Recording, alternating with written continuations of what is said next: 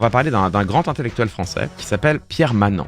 Alors vous le connaissiez peut-être pas, il est normalien, agrégé de philosophie, spécialisé en philosophie politique. Sa philosophie est considérée comme un élément central de la redécouverte des libéraux français, dont Tocqueville, mais intègre également une critique d'ampleur de la logique des droits de l'homme et de la tentation de la dépolitisation des régimes contemporains. Pas un homme de gauche, ça vous surprendra pas, mais un grand intellectuel français. C'est un chercheur avec lequel on peut ne pas être d'accord. Pierre Manent, c'est pas Raphaël Enthoven, c'est pas un pseudo-intellectuel. Ça rend d'autant plus fascinante, désolante et quelque part effrayante. Cette vidéo de Pierre Manent, il est au Club Figaro. Donc là, il est allé se vautrer dans l'émission, le talk-show politique du Figaro. Il était peut-être un peu trop confortable, et alors dans ce confort, Pierre Manent a commencé à s'interroger. Ce que vous allez entendre, ça fait partie des choses les plus odieuses qui ont été prononcées ces 12 derniers mois, Éric Zemmour compris. Il faut quand même regarder les masses, les forces, se rendre compte que la pression est telle que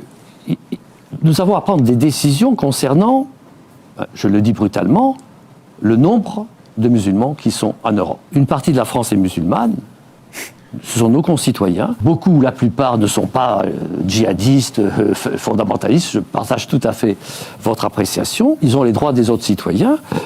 Bon, éventuellement, la laïcité, on peut leur faire quelques remarques concernant la civilité, mais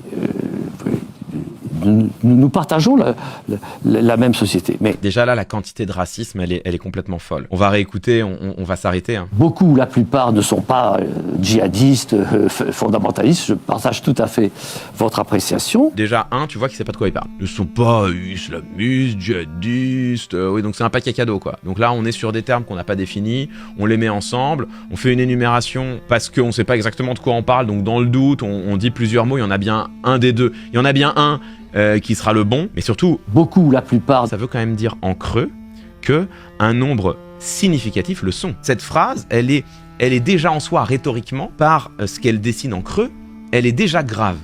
Mais ça n'est évidemment que le début. On peut leur faire quelques remarques concernant la civilité. C'est le bruit et l'odeur de Jacques Chirac. On est au cœur des préjugés racistes les plus crasses, quoi. Les musulmans sont incivils, ils savent pas se comporter, ils sont agressifs, ils sont méchants, c'est des harceleurs, il y a tout ça. Tous les préjugés racistes sont contenus dans on peut leur reprocher leur incivilité. Mais alors évidemment, je vous l'ai dit, c'est loin d'être le pire. Si cette part musulmane reste de dimension, j'allais dire raisonnable, alors qu'est-ce que ça veut dire raisonnable? Je ne sais pas. Ce serait bien de savoir. Simplement, elle ne peut pas croître indéfiniment. Elle ne peut pas croître indéfiniment. Si elle croît indéfiniment, comme c'est le cas aujourd'hui en Europe, nous allons au-devant de drames qu'aucune version de la laïcité ne permettra de maîtriser. Eugénie Bastier qui acquiesce, tranquille. Il finit son intervention en disant « La part de musulmans en Europe ne peut pas croître indéfiniment, sinon nous allons au-devant de drames ». Il commençait son intervention, c'est le moment de le réécouter en disant cela. Nous avons à prendre des décisions concernant, je le dis brutalement, le nombre de musulmans qui sont en Europe. Nous avons à prendre des décisions concernant le nombre de musulmans qui sont en Europe. Ce nombre ne peut pas croître indéfiniment. D'accord ? Ok. En quoi ça pose problème ? À part ces clichés racistes, il y a quoi comme argument ? C'est quoi le problème ? Si les gens veulent croire à Allah plutôt qu'à Dieu ou à rien du tout, où est le problème ? Nous allons au-devant de drames, mais lesquels ? Sauf à faire l'hypothèse que plus on augmente le nombre de musulmans, plus on augmente le nombre de djihadistes potentiels, et donc d'accréditer l'idée que en fait l'islamisme n'est pas une dérive sectaire de l'islam, mais que c'est à peu près la même chose, et que chaque musulman est un terroriste potentiel, ce qui là est vraiment la position la plus islamophobe, l'activation de la haine la plus pure contre les musulmans qui soit. Jeter de telles phrases en l'air sans prendre la peine de les définir, sans prendre la peine d'expliciter sa pensée, de dire en quoi y aurait-il des drames, c'est d'une lâcheté absolue de sa part, puisqu'il n'ose même pas dire de quel drame il parle, auquel il pense.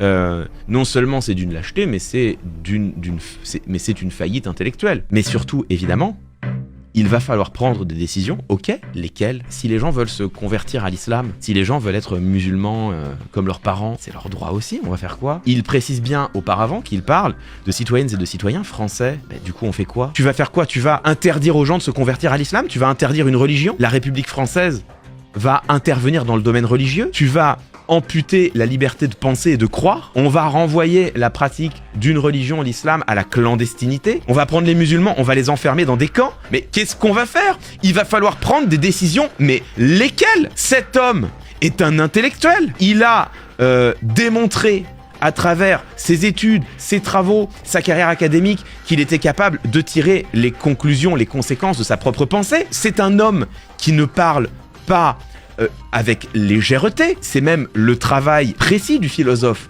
qui est capable de tirer les conséquences de sa propre pensée. Là, il n'est pas en train de dire il y a un risque de non. Il est factuel. Il est impératif. Il va falloir prendre des décisions. Il y a trop de musulmans en France et en Europe. Ok ? Sois conséquent avec ta pensée, lesquelles? Parce que moi, les seules décisions qu'il me semble possible d'envisager pour réduire la part, non pas d'immigrés, de musulmans en France, sont des décisions qui nous font plonger dans le nazisme, l'oppression d'une minorité religieuse. Là où tout cela n'est pas anecdotique. Et où je pense qu'il fallait s'arrêter un instant, c'est que c'est pas juste un polémiste à dessous qui balance une immondice sur le plateau de CNews. C'est pas juste ça, parce que si c'est juste ça, on n'aurait même pas regardé la vidéo, je vous aurais dit oui, bon bah écoutez, c'est une ordure qui a dit quelque chose d'ordurier. Mais là, c'est pas la même chose. Là, c'est un grand intellectuel français qui est en train d'ébaucher sur le plateau du Club Figaro une pensée dont les conséquences sont ni plus ni moins que le moment où des intellectuels de renom commencent à apporter leur crédit à des théories et des propositions qui pourraient mener aux pires conséquences imaginables en France. Je pense que c'est le moment où un cap est passé et où tout peut se produire. Souvenez-vous, au moment des législatives, on avait écouté Pierre Gentillet, qui était candidat RN aux élections législatives, et on avait vu un extrait de Pierre Gentillet qui plaidait pour l'établissement de lois raciales, et il disait bien sûr, pour ce faire, il va falloir mettre au pas, c'est vrai, le Conseil constitutionnel. Donc vous aviez un candidat RN aux législatives qui dessinait d'un trait de plume, d'un filet de voix, sans s'en émouvoir et sans que cela ne suscite tant que cela de contestation, qui dessinait le glissement de la France vers une pente authentiquement fasciste. Mais ça restait Pierre Gentillet, un random avocat extrémiste qui te sort une horreur sur un plateau d'extrême droite. Bon, là, on a Pierre Menant, une caution intellectuelle et académique qui, sur le plateau du Figaro, assume des propos qui sont presque pires encore et qui dessinent en France la possibilité d'une épuration religieuse. Comme je vous le dis, je pense que là, on a encore passé un cap dans la normalisation, non pas des idées d'extrême droite, parce qu'on n'en est plus là, mais dans la normalisation des idées fascistes.